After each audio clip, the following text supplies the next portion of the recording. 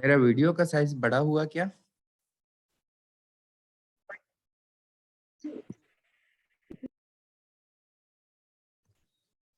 आवाज जा रही है? Yes sir. Good morning sir. Good morning.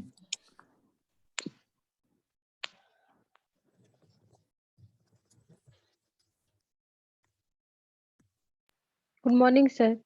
Good morning. Good morning to all of you.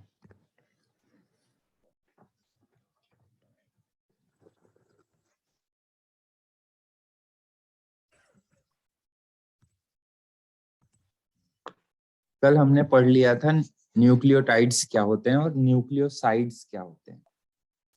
देखो, जो न्यूक्लियोसाइड्स होते हैं वो छोटे मॉलिक्यूल्स में होते हैं, जैसे एटीपी हो गया। एटीपी क्या है? Adenine triphosphate. तो उसमें जो एडेनिन है वो न्यूक्लियोसाइड है, उसमें 3 फॉस्फेट जुड़े हुए हैं, तो उसको हम न्यूक्लियोटाइड नहीं कहते, न्यूक्लियोसाइड कहते हैं। एटीपी में जो एडेनिन है वो न्यूक्लियोसाइड है।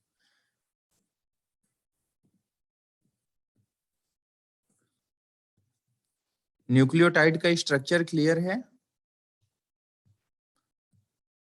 प्रैक्टिस किए? यस ये सर। बॉन्ड बनाने का और ऐसा स्ट्रक्चर बनाने का खुद से प्रैक्टिस करना होगा तुमको। खुद से ribose sugar, deoxy ribose sugar बनाना पड़ेगा। नाइट्रोजन बेस खुद से बनाना पड़ेगा। तुम्हारे एनसीईआरटी में देखना, नाइट्रोजन बेसिस का स्ट्रक्चर दिया हुआ है। और ये चेन तुमको जोड़ने आना चाहिए। कैसे चेन जुड़ेगा, जो थ्री एंड है उस पे नया न्यूक्लियोटाइड कैसे जुड़ेगा, वो चीज तुमको आना चाहिए और ये प्रैक्टिस करना तुम।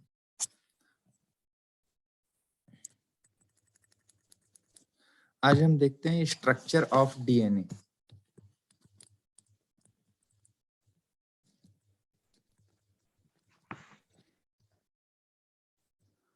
अभी कौन सा चैप्टर चल रहा है अर्चना तुम्हारा बायोलॉजी में? सर जेनेटिक्स ही चल रहा है अभी तक। जेनेटिक्स चल रहा है, तो उसमें तुमको डीएनए का स्ट्रक्चर बताए गए होंगे ना? हाँ सर। डीएनए का स्ट्रक्चर बता चुके हैं। चलो ठीक है, मैं फिर भी बता देता हूं और जल्दी ही पार करूंगा मैं इसको। देखो, डीएनए 3 टाइप का होता है। जेड डीएनए, बी डीएनए और एक कौन सा होता है पता नहीं। हमारा डीएनए है वो बी डीएनए। पीडीएन। ह्यूमन डीएनए बी डीएनए होता है। इसकी स्टडी करेंगे हम, ठीक है। जेड डीएनए हमारा नहीं है, ह्यूमन बीइंग में नहीं होता जेड डीएनए, ह्यूमन बीइंग में बी डीएनए होता है, ठीक। अब बी डीएनए का स्ट्रक्चर देखो। ये जो बी डीएनए है ये डबल स्ट्रैंडेड होता है और हेलिकल होता है। तो हेलिकल बोलोगे, राइट हैंडेड भी हो सकता है, लेफ्ट हैंडेड भी हो सकता है। ये बी डीएनए है, ये हेलिकल होता है। हेलिकल अब बोलोगे किस साइड घूम रहा है? हेलिकल है वो राइट साइड में घूमता है, राइट साइड और राइट हैंडेड।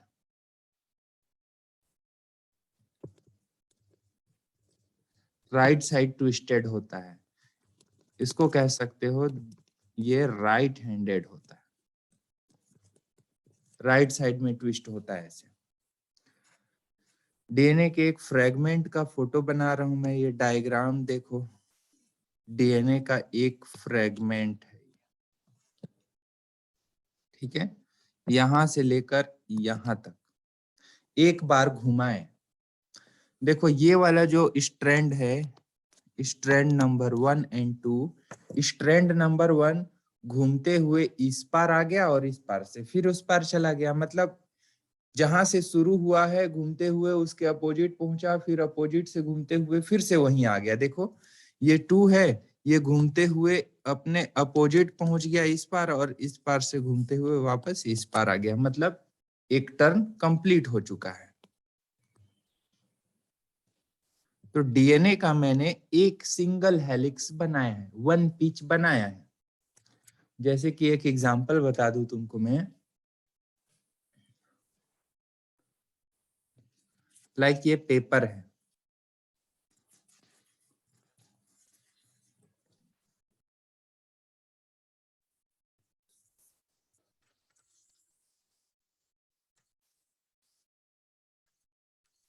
ये देखो ये सीधा सीधा है, अभी ट्विस्ट नहीं है ये। मैंने क्या किया कि इसको हाफ ट्विस्ट किया। इस साइड मैं मार्किंग बना देता हूं तो ज्यादा अच्छे से समझ में आएगा। ये और ये देखो ये सेम साइड है, अभी ट्विस्ट नहीं हुआ है। ये मैंने हाफ ट्विस्ट किया, देखो हाफ ट्विस्ट किया तो इसका अपोजिट साइड आ गया। इसको मैं फिर से ट्विस्ट करूंगा ऐसे तो देखो 1 टर्न कंप्लीट हुआ। वैसे ही डीएनए भी होता है। मैंने यहाँ पर सिंगल हेलिक्स बनाया है, एक चूड़ी बनाया है, मैंने एक घुमाव बनाया है। इस घुमाव का लेंथ होता है 34 एंगस्ट्रॉम। इस घुमाव का लेंथ है 34 एंगस्ट्रॉम। इसको तुम 3.4 नैनोमीटर भी बोल सकते हो। ये इसका लेंथ है 1 हेलिक्स का। इसको कहते हैं 1 पिच या फिर कह सकते हो 1 हेलिक्स या फिर कह सकते हो 1 टर्न, एक घुमाव। एक घुमाव का 34 एंगस्ट्रॉम है। इस एक घुमाव में टोटल 10 न्यूक्लियोटाइड्स के पेयर हैं एक स्ट्रैंड में। देखो यहाँ तुमको 2 स्ट्रैंड नजर आ रहा है, ये पहला स्ट्रैंड दूसरा स्ट्रैंड। तो इसको तुम ऐसे लिख सकते हो कि डीएनए का हेलिक्स है वो 2 स्ट्रैंड्स वाला होता है, डबल स्ट्रैंडेड होता है, द्विलड़ीय होता है। अब ये 2 स्ट्रैंड्स हैं, हर एक स्ट्रैंड में 10 बेस पेयर होते हैं। बना देता हूं बेस पेयर में। ये देखो पहला राइबोज सुगर, दूसरा राइबोज सुगर। अच्छा इतना पास पास नहीं बनाना चाहिए मेरे को।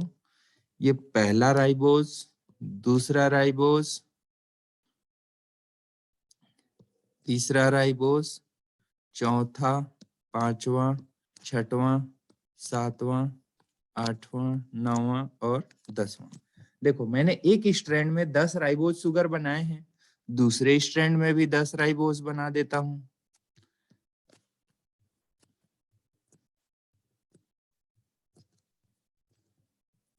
दस राइबोज बना दिया मैंने। अब इन राइबोज सुगर से मैं अटैच कर देता हूं नाइट्रोजन बेस। अब नाइट्रोजन बेस 2 टाइप के होते हैं, या तो प्यूरिन या पायरिमिडिन। देखो मैंने इसमें क्या किया, इस राइबोज सुगर से प्यूरिन अटैच कर दिया, इस राइबोज सुगर से पायरिमिडिन अटैच कर दिया, इससे मान लो इसे प्यूरिन या पायरिमिडिन कुछ भी अटैच कर दिया। इसमें मैंने पायरिमिडिन अटैच किया है, ये पायरिमिडिन है, ये प्यूरिन है, यहाँ भी कुछ होगा, यहाँ प्यूरिन सॉरी पायरिमिडिन, पायरिमिडिन, ये प्यूरिन, प्यूरिन पायरिमिडिन मैंने अटैच कर दिया है, तो न्यूक्लियोसाइड्स बन गए। अब न्यूक्लियोसाइड्स तो बन गए, इसमें मैंने फॉस्फेट भी अटैच कर दिया। 5 एंड पर फॉस्फेट इधर है, इसका फॉस्फेट ये रहा, इसका फॉस्फेट ये रहा, इसका फॉस्फेट, इसका फॉस्फेट, ये देखो मैंने फॉस्फेट बना दिया। तो मैंने एक स्ट्रैंड पे 10 एक स्ट्रैंड पे ऐसे 10 न्यूक्लियोटाइड बना दिया। अब दूसरे स्ट्रैंड पे भी बना देता हूं, ध्यान देना यहाँ पर बहुत इंपॉर्टेंट है। मैंने ये वाले बेस पेयर में ये वाला देखो मैंने यहाँ प्यूरिन बनाया है, डबल रिंग स्ट्रक्चर। तो प्यूरिन से हमेशा पायरिमिडिन ही जुड़ते हैं। ये देखो पायरिमिडिन सिंगल रिंग स्ट्रक्चर। यहाँ पर मैंने पायरिमिडिन बनाया है तो इससे यहाँ पे प्यूरिन जुड़ेगा। मतलब जो पेयरिंग होती है एक न्यूक्लियोटाइड की दूसरे न्यूक्लियोटाइड से, एक स्ट्रैंड के न्यूक्लियोटाइड की पेयरिंग दूसरे स्ट्रैंड के न्यूक्लियोटाइड से, तो ये पेयरिंग ऐसा होता है कि यदि इसमें प्यूरिन है तो इसमें पायरिमिडिन, इसमें पायरिमिडिन तो इसमें प्यूरिन। मतलब हमेशा प्यूरिन और पायरिमिडिन का ही मैचिंग होता है। तो यहाँ पर भी ऐसी है। यहाँ पर देखो मैंने प्यूरिन बनाया है तो इधर पायरिमिडिन बनाना पड़ेगा। यहाँ प्यूरिन है तो सॉरी पायरिमिडिन है तो यहाँ प्यूरिन, यहाँ भी इधर प्यूरिन बनाना पड़ेगा। यहाँ पायरिमिडिन है तो सॉरी प्यूरिन है तो पायरिमिडिन, यहाँ भी पायरिमिडिन।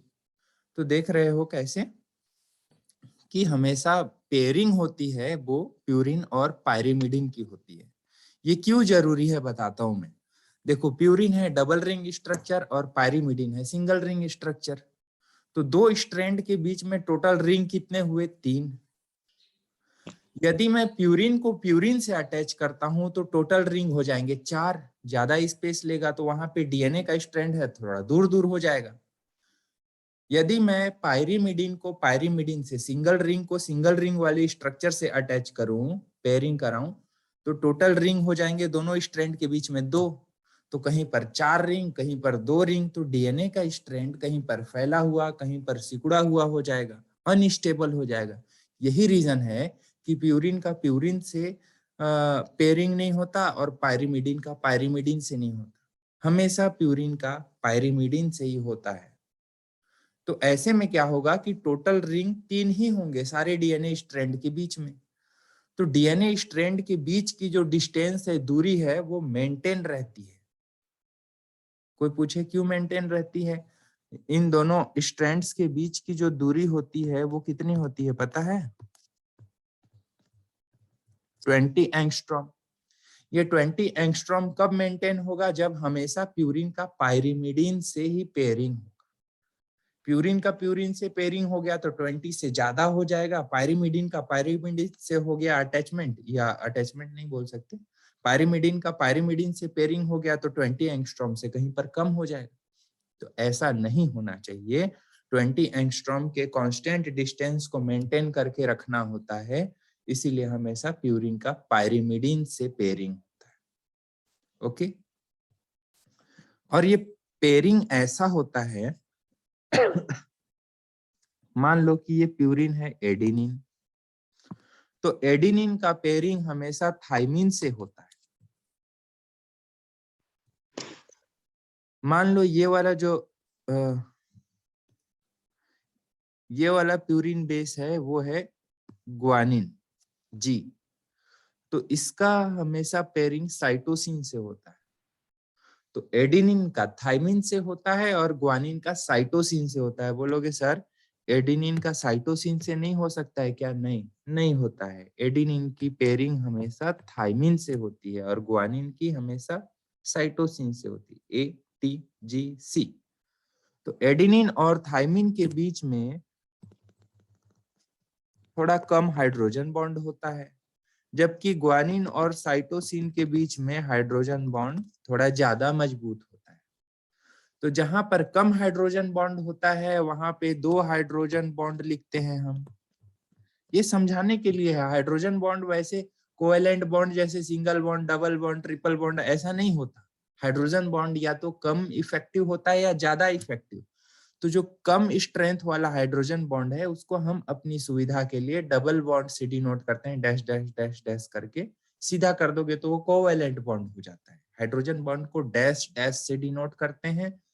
थोड़ा कमजोर है एडेनिन और थाइमिन के बीच में, इसीलिए डबल लाइन से डिनोट करते हैं, जबकि ग्वानिन और साइटोसिन के बीच में ये हाइड्रोजन बॉन्ड का स्ट्रेंथ ज्यादा होता है, ज्यादा मजबूत होता है, इसीलिए वहां पर 3 लाइन से डिनोट करते हैं। ओके, तो ये याद रखना है तुमको। एडेनिन और थाइमिन के बीच में 2 हाइड्रोजन बॉन्ड, ग्वानिन और साइटोसिन के बीच में 3 हाइड्रोजन बॉन्ड। तो बताओ ज्यादा मजबूती से कौन जुड़ेगा, एडेनिन थाइमिन या guanine cytosine? Guanine cytosine. Simple सी बात है। ठीक है, तो ये बातें कुछ हैं जो तुम्हें याद रखना चाहिए। कुछ इंपॉर्टेंट पॉइंट्स लिख लेते हैं हम, क्या क्या मिला यहाँ हमको। पहली बात ये मिला कि वन हेलिक्स, इसी को लिख देते हैं वन हेलिक्स। पहला पॉइंट तो ये रहा, वन हेलिक्स का लेंथ है 34 या 3.4 nanometre, 34 angstrom. One pitch, one helix या वन टर्न कहते हैं। दूसरा इंपॉर्टेंट पॉइंट ये राइट हैंडेड टर्न है, दाएं हाथ की तरफ घुमाव है। तीसरा इंपॉर्टेंट पॉइंट, दो स्ट्रैंड्स के बीच की दूरी कितनी है? 20 angstrom. Distance between two strands equal to 20 angstrom. ठीक है। Fourth important point, one helix या वन टर्न या वन पिच भी बोल सकते हो,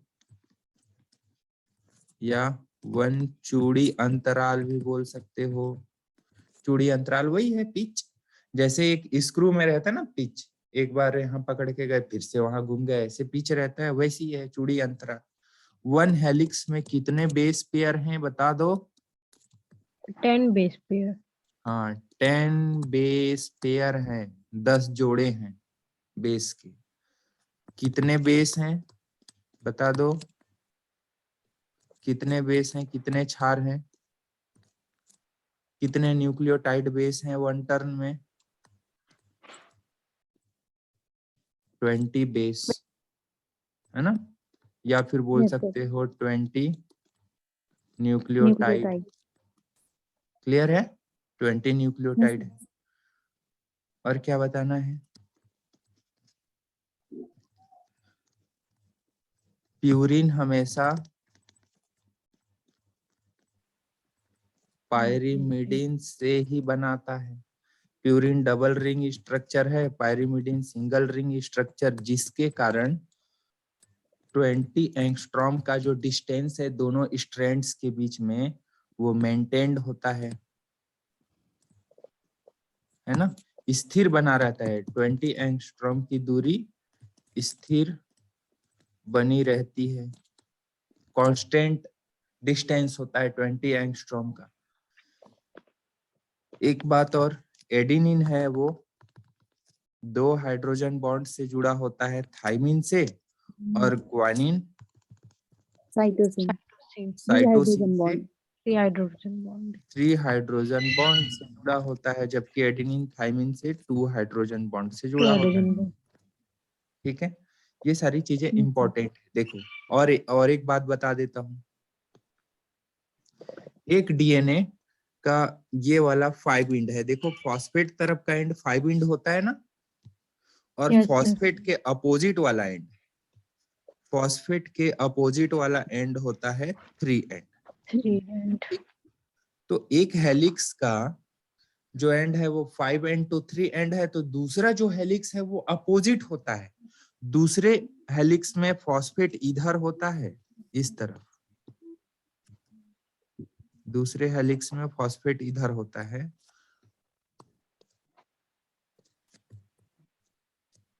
तो 3 एंड इधर होगा। मतलब जो दोनों हेलिक्स हैं, मैं यहाँ पर थोड़ा सा डायग्राम उतना क्लियर नहीं बनाया हूँ,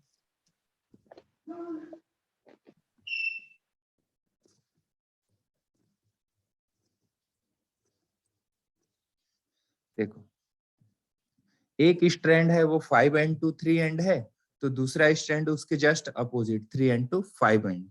तो इसको हम कहते हैं, जैसे ये स्ट्रैंड है इधर 5 end 3 end, 5 end to 3 end, तो दूसरा स्ट्रैंड होता है वो 5 एंड टू 3 एंड। मतलब दोनों पैरेलल नहीं है, दोनों एंटी पैरेलल है। एक का डायरेक्शन इधर है तो दूसरे का डायरेक्शन इधर है, दोनों समानांतर नहीं है, प्रति समानांतर है, दोनों एक दूसरे के 180 डिग्री पे हैं। तो पांचवा पॉइंट इसको भी लिख सकते हैं कि ये जो 2 स्ट्रैंड्स हैं, एक का डायरेक्शन इधर है 5 एंड 2 3 एंड, तो दूसरे का डायरेक्शन इधर है। इसको हम कहते हैं दोनों स्ट्रैंड एक दूसरे के प्रति समानांतर होते हैं या फिर anti parallel. Anti parallel. Anti parallel होते हैं। ओके, कितने डिग्री का एंगल है भैया? 180 डिग्री का एंगल। एक उधर से जस्ट इधर 180 डिग्री। ओके, अब तुमसे कोई पूछेगा कि इसमें 10 बेस पेयर हैं, टोटल 34 एंगस्ट्रॉम का डिस्टेंस है, उसके बीच में वहां से लेके वहां तक 10 बेस पेयर हैं, तो एक बेस पेयर से दूसरे बेस पेयर के बीच की डिस्टेंस कितनी होगी? इसका 10 गुना कम कर दो। 3.4 एंगस्ट्रॉम। 3.4 एंगस्ट्रॉम है ना। अब 10 का डिस्टेंस है 34, तो एक का डिस्टेंस 3.4, उसका 10 गुना कम, 10 से डिवाइड कर दो। ये बातें क्लियर हैं? Yes sir. ठीक है, ओके। ये हो गया स्ट्रक्चर डीएनए का। ऐसा वाला स्ट्रक्चर बना के बताना पड़ेगा क्या तुमको? ऐसा वाला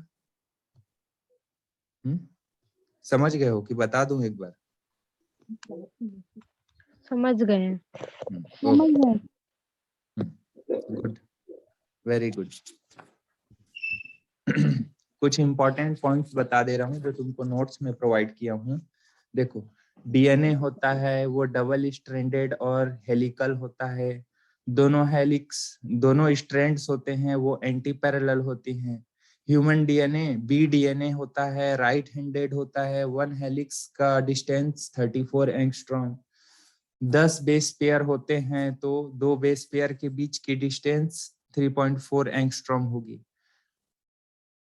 दोनों स्ट्रैंड्स के बीच का डिस्टेंस 20 एंगस्ट्रॉम होता है।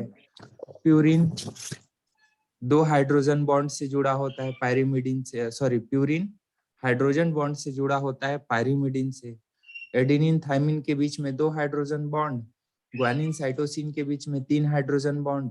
प्यूरिन हमेशा पायरिमिडिन से बॉन्ड इसलिए करता है क्योंकि बीच में हमेशा 3 रिंग आते हैं, जिससे दोनों स्ट्रैंड्स के बीच में दूरी समान बनी रहती है। कांस्टेंट डिस्टेंस होता है दोनों स्ट्रैंड्स के बीच में। और एक इंपॉर्टेंट पॉइंट, जब मैं ये डायग्राम बना रहा था तो सबसे पहले मैंने सुगर बनाया। सुगर के अंदर की तरफ मैंने बेस पेयर प्रोजेक्ट किया और लिंक करने के लिए फॉस्फेट। तो सुगर को हम कह सकते हैं ये एक लैडर जैसे, सीढ़ी के जैसे दिखाई दे रहा है। तो सीढ़ी का जो बैकबोन है, सीढ़ी के साइड में जो 2 रेलिंग्स होते हैं ना, ऐसे डंडे, वो दोनों डंडे बने हैं एक तरह से सुगर से। और अंदर की तरफ प्रोजेक्टेड है, जिस पे हम पैर रख के ऊपर चढ़ते हैं, वो है बेस पेयर नाइट्रोजन से। बेस। हाँ, नाइट्रोजन बेस से। और जो फॉस्फेट है वो बाहर की तरफ प्रोजेक्टेड है, वो जोड़ने का काम कर रहा है एक न्यूक्लियोटाइड से दूसरे न्यूक्लियोटाइड को। ठीक है, तो वही तुम्हारे बुक में कहीं पर लिखा हुआ है कि डीएनए का बैकबोन बनाता है सुगर एंड फॉस्फेट। फॉस्फेट भी तो साइड में ही है, साइड में ही तो है ना। सुगर, 2 सुगर को जोड़ने का काम फॉस्फेट कर रहा है। तो बैकबोन के रूप में तुम्हारे बुक में लिखा है कि सुगर होते हैं और फॉस्फेट होते हैं, जबकि नाइट्रोजन बेस है वो बैकबोन नहीं है, वो सीढ़ियों का स्टेप्स है वो। ठीक, स्टेप्स है, ऐसा लिखा है तुम्हारे एनसीईआरटी में, देखना है। यहाँ से भी समझ में आ रहा है कि ये जो सीढ़ी होता है ऐसे, ये देखो ये सीढ़ी होता है, तो ये क्या है? इस सीढ़ी में क्या है? इस सीढ़ी में है, इस सीढ़ी में है राइबोज सुगर, इस सीढ़ी में है राइबोज सुगर, और 2 राइबोज सुगर को जोड़ने का काम फॉस्फेट का है। जबकि नाइट्रोजन बेस है, नाइट्रोजन बेस देखो, ये तुमको नजर आ रहा है सीढ़ी में बैकबोन, वो जो रेलिंग होती है वो राइबोज, सॉरी, डीऑक्सी राइबोज, और इनको जोड़ने के लिए बीच में है फॉस्फेट। और इनके सेंटर की तरफ प्रोजेक्टेड होते हैं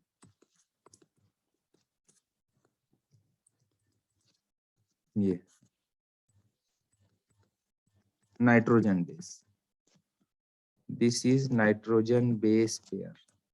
नाइट्रोजन बेस पेयर। तो देखने से ऐसा नहीं लग रहा है कि राइबोज शुगर और फॉस्फेट है, दोनों साइड का बैकबोन रेलिंग बनाए हैं, और जो नाइट्रोजन बेस है अंदर की तरफ प्रोजेक्टेड है, अंदर की तरफ प्रक्षेपित है, और वो स्टेप्स बना रहा है। क्लियर है ये Yes, sir. स्ट्रक्चर? दोनों स्ट्रैंड्स के बीच में कौन सा बॉन्ड होता है बता दो? Hydrogen bond. हाइड्रोजन बॉन्ड है ना, दोनों स्ट्रैंड के बीच में हाइड्रोजन बॉन्ड ही तो है, प्यूरिन और पायरिमिडिन के बीच में। एक इंपॉर्टेंट पॉइंट और समझना, एग्जाम्पल से बताता हूं मैं। बेस पेयर्स, क्षार युग्म जिसको कह सकते हो हिंदी में, क्षार का युग्म पेयर है बेस। एडेनिन हमेशा थाइमिन से पेयरिंग करता है, ग्वानिन हमेशा साइटोसिन से पेयर करता है। जैसे कि मैं बेस पेयर्स बना रहा हूँ, एग्जांपल के लिए मैं 10 बेस पेयर बना दे रहा हूँ। ए टी सी जी जी जी, कितने हुए? 1 2 3 4 5 6 7 8 9, और ये टी बना दिया। ठीक, अब इनका पेयरिंग कराता हूँ। जो एडेनिन है हमेशा थाइमिन से डबल हाइड्रोजन बॉन्ड से जुड़ा होता है, ग्वानिन साइटोसिन से ट्रिपल हाइड्रोजन बॉन्ड से। एडेनिन किससे जुड़ेगा बता दो? Thymine. थाइमिन से। एडेनिन थाइमिन से, थाइमिन एडेनिन से, साइटोसिन ग्वानिन से, Guanine. ग्वानिन साइटोसिन से, और थाइमिन एडेनिन से। इनके बीच में मैं बॉन्ड भी बना देता हूँ, एडेनिन और थाइमिन के बीच में double hydrogen bond, Double hydrogen bond. और Triple guanine hydrogen bond. Cytosine में ट्रिपल। Hydrogen bond. हाँ, ये हाइड्रोजन बॉन्ड ही है। हाइड्रोजन बॉन्ड को हमेशा डैश से दिखाते हैं, ऐसे कर दोगे तो हाइड्रोजन बॉन्ड नहीं है, ये कोवैलेंट बॉन्ड है, इसीलिए हाइड्रोजन बॉन्ड को हमेशा डैश से ही डिनोट करते हैं। कुछ लोग कहते हैं कि 3 डैश बनाते हैं, ऐसा कुछ नियम नहीं है 3 डैश बनाने का। ये देखो, ये मैंने बेस पेयर बना दिए हैं, वो डीऑक्सीराइबोज शुगर और फॉस्फेट यहाँ पे नहीं बनाया हूँ, उससे मेरा मतलब ही नहीं है। तुमको ये समझाना है। क्या समझाना है? देखो, टोटल बेस पेयर कितने हैं? 10. Total base pair 10। Total base कितने हैं? टोटल नाइट्रोजन बेस कितने हैं? 20। दोगुने हैं ना। पेयर की बात करूं तो 10 जोड़े हैं, और नंबर बोलूं हर एक बेस का तो 20 है। अब कितने हाइड्रोजन बॉन्ड है मैं पूछूं तो कितने हाइड्रोजन बॉन्ड तुमको गिनना पड़ेगा। एडेनिन 1 2 3 4 5, 10 तो ये हो गए, प्लस ट्रिपल बॉन्ड वाले 1 2 3 4 5, 15 ये हो गए, 25। तो ये हाइड्रोजन बॉन्ड नहीं पूछता, ये क्वेश्चन ही गलत है। कितने हाइड्रोजन बॉन्ड बोलना गलत है। ये 2 या 3 हाइड्रोजन बॉन्ड नहीं होते, हाइड्रोजन बॉन्ड या तो कम होता है या ज्यादा होता है। अब ध्यान देना, एक बात गौर करना यहाँ पे, जितने एडेनिन होंगे उतने ही थाइमिन होंगे। थाइमिन ज्यादा हो सकता है क्या? नहीं, थाइमिन हमेशा एडेनिन के साथ होता है, थाइमिन ग्वानिन के साथ नहीं हो सकता, थाइमिन साइटोसिन के साथ नहीं हो सकता, थाइमिन हमेशा एडेनिन के साथ होगा। मतलब थाइमिन की पेयरिंग एडेनिन के साथ होती है, ये 100% ट्रूथ है। एडेनिन और थाइमिन की ही पेयरिंग हो सकती है, ग्वानिन और साइटोसिन की पेयरिंग हो सकती है। मैं कह रहा हूं कि भैया इसमें 1 2 3, 1 है, 2 है, 3 है, 4 है, 5। मैं कह रहा हूं कि यहाँ पर 5 एडेनिन है, तो बताओ कितने थाइमिन होंगे? 5. 5 ही तो होंगे, क्योंकि हमेशा एडेनिन थाइमिन से ही पेयरिंग करता है। अब 5 एडेनिन और थाइमिन के हो गए, तो बाकी जो बचे वो ग्वानिन साइटोसिन के होंगे। तो गिन के देख लो, ग्वानिन भी 5 ही होगा, 1 2 3 4 5। 5 ग्वानिन है, तो बताओ साइटोसिन कितने होंगे? 5 ही होंगे, ठीक है ना। तो जितने एडेनिन उतने ही थाइमिन, जितने ग्वानिन उतने ही साइटोसिन। एडिनिन और ग्वानिन दोनों है प्यूरिन, और थायमिन साइटोसिन है पायरिमिडिन। तो जितने प्यूरिन होते हैं उतने ही पायरिमिडिन होंगे। सिंपल सी बात है भैया, प्यूरिन की पेयरिंग हमेशा पायरिमिडिन से होती है, तो ना तो एक ज्यादा होगा पायरिमिडिन, ना तो एक कम होगा, दोनों बराबर ही होंगे। तो जितने प्यूरिन होते हैं उतने ही पायरिमिडिन होते हैं। तो इसको तुम ऐसे लिख सकते हो कि ये जो डीएनए स्ट्रैंड है इसमें जितने प्यूरिन हैं इक्वल टू उतने ही पायरिमिडिन है। प्यूरिन क्या क्या हो सकते हैं? एडिनिन और थायमिन।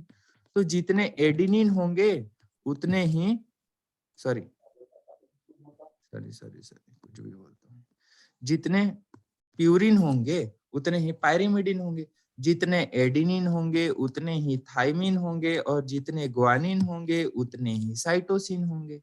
तो इसी को ऐसे लिखा जाता है A+G=T+C। अरे भैया सिंपल सी बात है, जितने प्यूरिन उतने ही पायरिमिडिन। इसको ऐसे भी लिख सकते हो A+G/T+C=1, मतलब purine upon pyrimidine equal to 1 होता है। इसको हम कहते हैं, ये जो रूल है दोनों बराबर होते हैं। गिन के देखा था चारगाफ नाम के साइंटिस्ट ने, देखा उसने कि जितने प्यूरिन उतने ही पायरिमिडिन, तो A+G=T+C वो उसने ही बताया था। तो इसको हम कहते हैं चारगाफ्स रूल। चारगाफ्स रूल। चारगाफ का रूल है ये, जितने प्यूरिन उतने ही pyrimidine. Clear?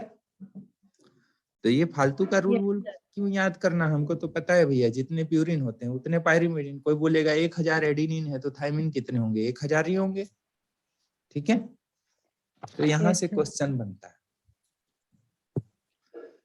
Next important point sugar के बारे में, राइबोज या डीऑक्सीराइबोज के बारे में। हम अभी डीएनए का स्ट्रक्चर देखे हैं, तो चलो हम वैसी स्ट्रक्चर बना डीऑक्सीराइबोज का ही स्ट्रक्चर बनाएंगे। ये हुआ ऑक्सीजन रिंग का, this is first carbon, second carbon तुम लोग भी ऐसी स्ट्रक्चर बनाना, थर्ड कार्बन, फोर्थ कार्बन, और ये है फिफ्थ कार्बन। ओके, तो फर्स्ट कार्बन पर ऊपर नीचे, नीचे और वो उधर ऊपर हम डीऑक्सीराइबोज बना रहे हैं। तो ये हुआ दूसरा कार्बन डीऑक्सीराइबोज। पहला कार्बन इंपॉर्टेंट है, दूसरा इंपॉर्टेंट है, तीसरा और पांचवा। क्या क्या रोल है भैया पहले कार्बन का? फर्स्ट कार्बन का रोल ये है कि यहाँ पर ग्लाइकोसिडिक बॉन्ड से कौन अटैच होता है बताओ? फर्स्ट कार्बन पे फर्स्ट कार्बन से कौन अटैच होता है? बता दो। बेस। हाँ, नाइट्रोजन बेस अटैच होता है। नाइट्रोजन बेस जुड़ता है पहले कार्बन से, राइबोज या डीऑक्सीराइबोज के पहले कार्बन से। दूसरे कार्बन का इंपॉर्टेंस क्या है?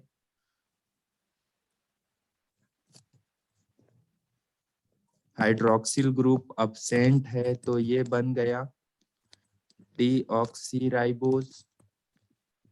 सेकेंड कार्बन का इंपॉर्टेंस ये है। थर्ड कार्बन का क्या इंपॉर्टेंस है बता दो? फॉस्फोईस्टर बॉन्ड बनाता है। यहाँ पे ईस्टर बॉन्ड बनेगा। हाँ? अरे हाँ, तो वही फास्फोएस्टर ही तो है। फास्फोरस हाँ। फॉस्फेट से ही तो बनेगा ना, तो फास्फोएस्टर, ठीक तो बोल रहे हो। डाई एस्टर नहीं, एस्टर, फास्फोएस्टर बॉन्ड बनता है। फास्फोएस्टर बॉन्ड बनता है। जब फास्फोएस्टर बॉन्ड बनेगा तो क्या होगा? जो नया न्यूक्लियोटाइड है यही तो आके जुड़ेगा ना। Yes sir. न्यू न्यूक्लियोटाइड का एडिशन होता है, यहाँ पे जुड़ता है, नया न्यूक्लियोटाइड आकर जुड़ता है। तो जब नया न्यूक्लियोटाइड आकर जुड़ेगा तो क्या होगा? चेन का, किस चेन, ये डीएनए के चेन का है ना, डीएनए चेन या स्ट्रैंड का इलोंगेशन होता है। इलोंगेशन का मतलब वृद्धि, तो डीएनए चेन का या डीएनए स्ट्रैंड का वृद्धि होता है या बहुलकीकरण होता है। इलोंगेशन कह सकते हो या पॉलीमराइजेशन भी बोल सकते हो, एक ही बात है, वृद्धि या बहुलकीकरण। कल बताया था ना मैंने कि ये यहाँ आके जुड़ते जाता है, ये देखो ऐसे जोड़ते जाता था 3 एंड पे, ये जो 3 एंड है, ये जो 3 एंड, इस 3 एंड पे ये नया न्यूक्लियोटाइड आया और जुड़ गया। कल ऐसी तो जोड़ रहा था, इसका 3 एंड फ्री मिल गया, दूसरा न्यूक्लियोटाइड आएगा और दूसरा न्यूक्लियोटाइड यहाँ पे आके फॉस्फोएस्टर बॉन्ड से जुड़ जाएगा। तो ये इंपॉर्टेंस है तीसरे कार्बन का। तो क्वेश्चन कुछ भी पूछ सकता है, क्वेश्चन कुछ भी बोल सकता है, तुमको किसी भी फॉर्म में क्वेश्चन कर सकता है, बोल सकता है फॉस्फोएस्टर बॉन्ड कहाँ बनता है, C3 कार्बन पर, हाँ बनता है, C5 पर भी बनता है, तो C3 पर भी बनता है। न्यू न्यूक्लियोटाइड कहाँ जुड़ता है, 5 कार्बन पे जुड़ता है या 3 कार्बन पे, भैया 3 कार्बन पे जुड़ता है।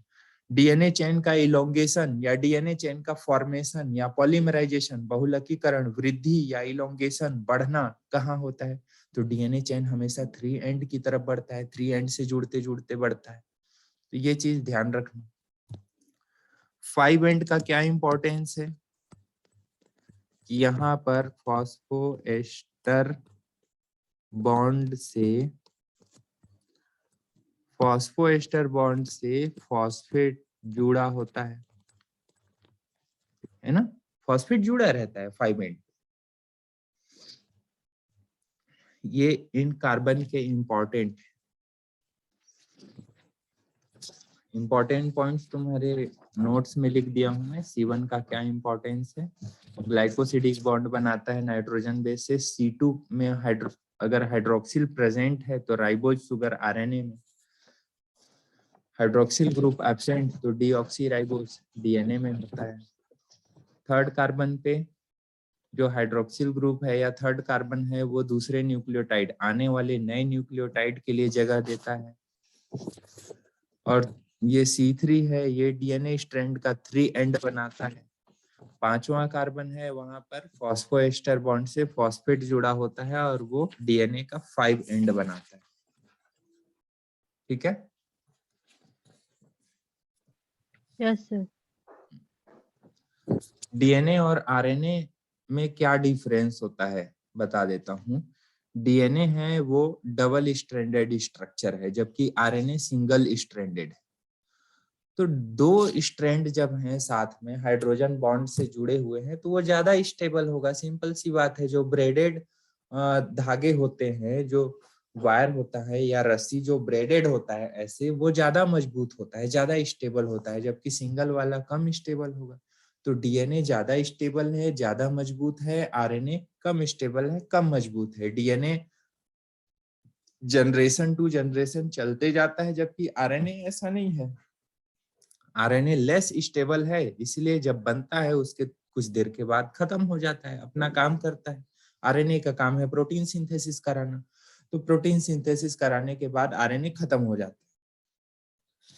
डीएनए में डीऑक्सीराइबोज होता है, आरएनए में राइबोज होता है, डीएनए में थाइमिन होता है, जबकि आरएनए में थाइमिन के जगह पे यूरासिल होता है। तो थाइमिन और यूरासिल में सिर्फ इतना चेंज है कि थाइमिन में एक मिथाइल ग्रुप ज्यादा होता है, यूरासिल में एक मिथाइल जोड़ दो तो थाइमिन बन जाता है 5 मिथाइल यूरासिल। तो जो 5 मिथाइल किसी भी मॉलिक्यूल में मिथाइलेशन कर दो तो वो ज्यादा स्टेबल हो जाता है। तो जो थाइमिन है वो ज्यादा स्टेबल है, यूरासिल कम स्टेबल है, इसीलिए आरएनए में मिलता है। कुछ इसका एक्सेप्शन भी है, जैसे डीएनए कभी कभी सिंगल स्ट्रैंडेड भी हो सकता है, जैसे कि 5174 बैक्टीरियोफेज है, उसमें डीएनए सिंगल स्ट्रैंडेड होता है।